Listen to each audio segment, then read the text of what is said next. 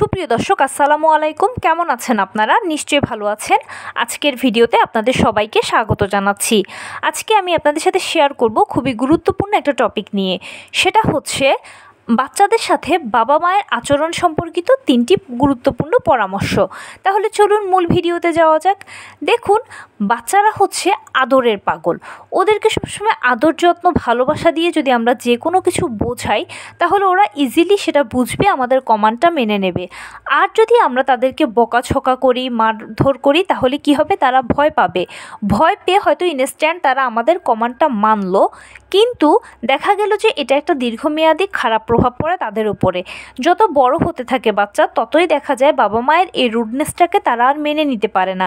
তখন তারা আমাদের আনকন্ট্রোলড হয়ে যায়, আর আমরা বলি বাচ্চা খারাপ হয়ে গেছে। কিন্তু একটু ডিপলি যদি চিন্তা করি, তাহলে দেখা যাবে যে তাদের এই খারাপের পেছনে কিন্তু আমরাই দায়ী, তাদেরকে ভুল শিক্ষা দেওয়ার কারণে। তাই বাচ্চাদের সাথে বাবা মায়েদের আচরণটা অনেক বেশি কেয়ারফুল হওয়া উচিত। একটা সময় ছিল যখন আসলে এই রুডনেস দিয়ে বা মারধর করে বাচ্চাদেরকে মানুষ করা হতো বা বাচ্চাদের সাথে আচরণটা করা হতো। বর্তমানে সময় পরিবর্তন হয়েছে, যুগ পরিবর্তন হয়েছে, সাথে পাল্লা দিয়ে বাবা মা ও বাচ্চাদের সম্পর্কেরও কিন্তু অনেক পরিবর্তন হচ্ছে। তো সেই জন্য ছোটোবেলা থেকে আমাদের বাচ্চাদেরকে আমাদের অনেক কেয়ারফুলি হ্যান্ডেল করতে হবে। সেটার জন্য প্রথমেই যেটা করবেন সেটা হচ্ছে বাচ্চার সাথে আপনি বেশি বেশি করে সময় দেবেন।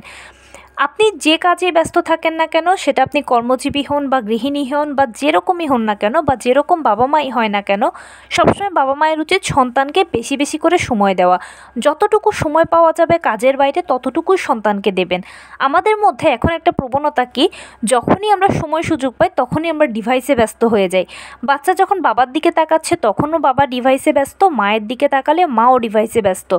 যার ফলশ্রুতিতে কী হয়, সে একা একা খেলতে খেলতে চলতে চলতে তার একটা একাকিত্ব বোধ তৈরি হয়, একাকিত্ব একটা জগৎ তৈরি হয়। এবং এর ফলশ্রুতিতে এই বাচ্চাগুলো দেখা যায় যে পরবর্তীতে মানসিক সমস্যা হয়ে যায় বা কারোর সাথে মিলতে মিশতে পারে না। এটার জন্য যেটা করতে হবে, অবশ্যই বাবা মাকে ডিভাইসটা বাদ দিতে হবে, বা বাচ্চার আড়ালে আপনি ডিভাইসটা ইউজ করুন, অথবা যতটুকু একেবারে না হলেই নয় ততটুকুই ডিভাইস ব্যবহার করুন। আর বেশিরভাগ সময় আপনি আপনার বাচ্চাকে অবশ্যই দেবেন, বাবা মা দুজনেই দেবেন, কারণ বাচ্চাদের জীবনে বাবা মায়ের অবদান হচ্ছে সবচেয়ে গুরুত্বপূর্ণ। বাচ্চার সাথে সবসময় হাসি খুশি থাকবেন, খেলাধুলা করবেন। নিজেদের মধ্যে যত রাগ, অভিমান, ঝগড়া, বিবাদ, তর্ক যাই থাকুক না কেন, সেটা বাচ্চাকে কখনোই দেখাবেন না বা দেখানো উচিত নয়। এতে বাচ্চা ওই জিনিসগুলো ফলো করবে। আপনার হয়তো মনে হচ্ছে যে বাচ্চা খেলাধুলা করছে বা সে তার মতো ব্যস্ত আছে, কিন্তু আপনি জানেন না যে বাচ্চা আসলে প্রতিনিয়ত মা বাবাকে ফলো করছে। তাদের হাঁটা, চলা, ওঠা, বসা, কথা বলা, অঙ্গভঙ্গি সব কিছু বাচ্চা ফলো করে বাবা মাকে। বাচ্চার কাছে বাবা মা হচ্ছে মডেলের মতো। সেজন্য অবশ্যই বাচ্চার সাথে হাসি খুশি ব্যবহার করবেন, ভালো আচরণ করবেন, সুন্দর কথা বলবেন এবং অ্যাপ্রিসিয়েট করবেন বাচ্চাকে। যেমন কোনো একটা কাজ যদি সে করে তাহলে বলবেন থ্যাংক ইউ। আপনি যদি কোনো ভুল কিছু করে ফেলেন বাচ্চার সাথে, তাহলে বলবেন সরি, আমি তোমার সাথে এটা ভুল করেছি।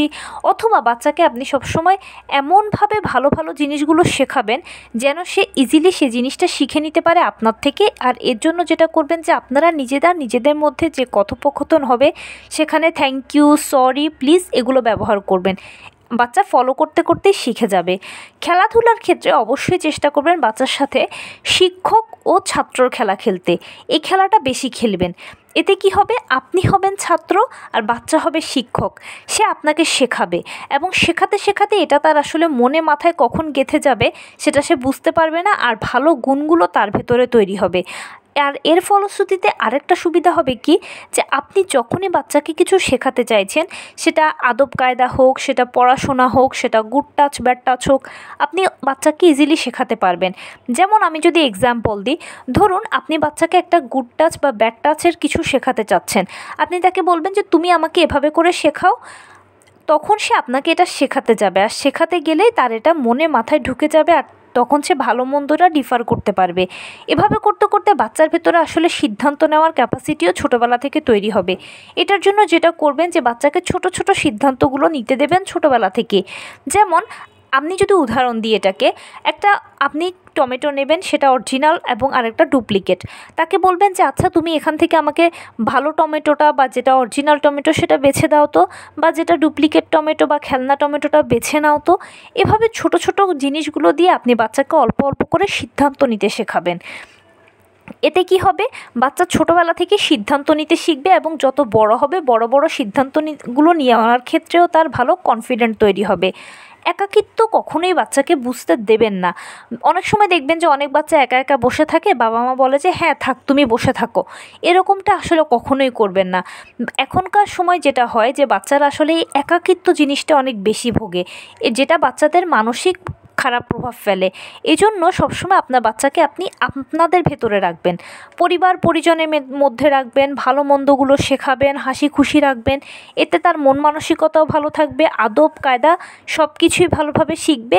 তাছাড়া আপনি বাচ্চাকে যেভাবে মন মতো মানুষ করতে চাচ্ছেন সেভাবেও তাকে মানুষ করতে পারবেন এবং যা যা শেখাতে চাচ্ছেন সেগুলোও পারবেন।